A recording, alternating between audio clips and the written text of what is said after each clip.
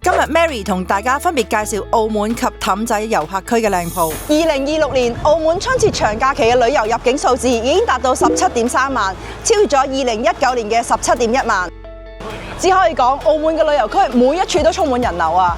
老闆們，你嘅商鋪有冇諗住進入旅遊區分享人流紅利呢？澳門新馬路頭段 C 位匯聚大三巴同噴水池嘅必經人流，全棟地標式嘅建築6000幾尺，多種組合配合你嘅品牌。歡迎帶你嘅想法嚟同我哋研究下。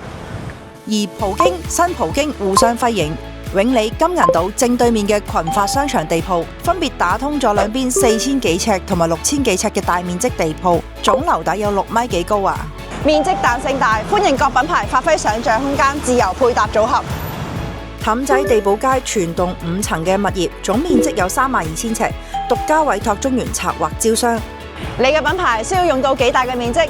歡迎嚟同我哋研究下。壓軸出場嘅係氹仔舊城區巴波沙總督前地，正對麥當勞、銀河、輕軌站出入口。